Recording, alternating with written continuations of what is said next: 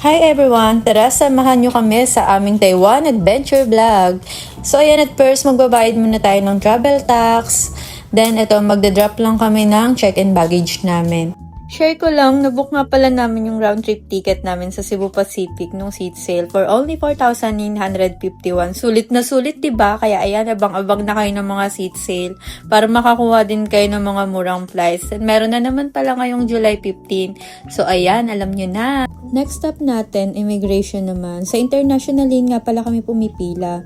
Then ito, passport, boarding pass. Then may mga ilang basic question lang naman ay tatanong yung officer.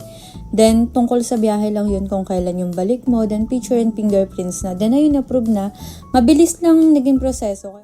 Then, ayan, share ko lang din pala. Kapag ka mga ganyang international flight, pumipila talaga kami dun sa international kasi dun wala masyadong tanong. And hahanapin lang nila yung boarding pass and return ticket nyo. Kasi pagka na-try na namin pumila sa local one time nung pa-Thailand kami and dun ko pa naranasan hanapan kami ng documents. Like, ang hinanap lang naman is marriage certificate. So, syempre, hindi ako hindi ko dinadala yung mga ganon. Pero may picture naman ako, kaya lang, diba? Totoo nga yung chismis na kapag ka dun ka pumila, ang dami nilang Echeborreche na para bang tagapagmana sila, eme. Ayun lang naman din, nandito na nga pala kami sa Taiwan. And ayan, pinick up lang namin yung chinek-in namin baggage. And eto nga pala, kapag nag-Taiwan kayo, huwag niyong kakalimutan mag-avail nitong PanPass nila. Sobrang sulit niyan. Ayan o, ang dami niyo na mapupuntahan for only 2,000 pesos, diba?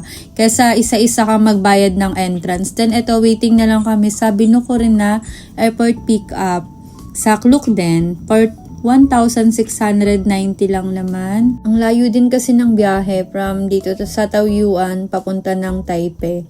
Kung magko-commute kayo ng marami, din ay mapapamahal din kayo. Plus mapapagod pa yung mga bagets. Then nandito na nga pala kami sa hotel namin. Dito nga pala kami nag-book sa Lihu Hotel.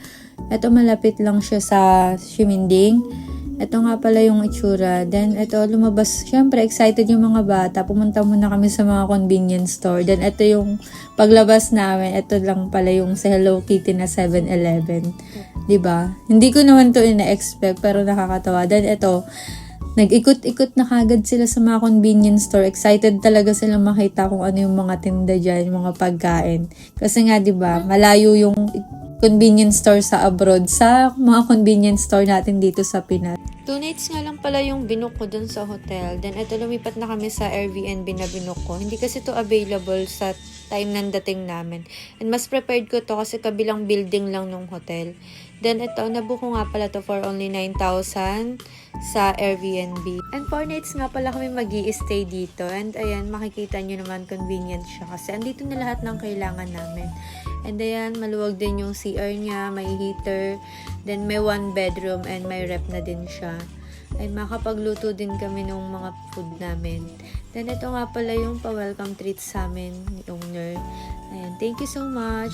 Then ito nga pala yung mga pwede nyo ipampasalubong kapag galing kayo ng Taiwan. And kapag kausapang pampasalubong naman or mga bibili nyo dito sa Taiwan, dun punta lang kayo ng Carrefour, sobrang mura dun. Malayo yung presyo niya sa mga convenience store. And meron din bilihin sa Ximending. Then, ito nakakapagluto ako ng breakfast. And nakapaglaban din ako, diba? O, diba? Sobrang sulit mag-Airbnb. And hindi pa, mas makakalas pa kami sa gastos. Kasi yung maluluto ko lang, yung mga gusto talagang kainin ng mga bagets. Then, ayan, bumili ako ng kimchi, egg, and nuggets dun sa Carrefour. Nag-grocery kami pa. And ayun lang guys, salamat sa panonood. Extended nga palang visa free ng Taiwan, so visit na kayo. Thank you!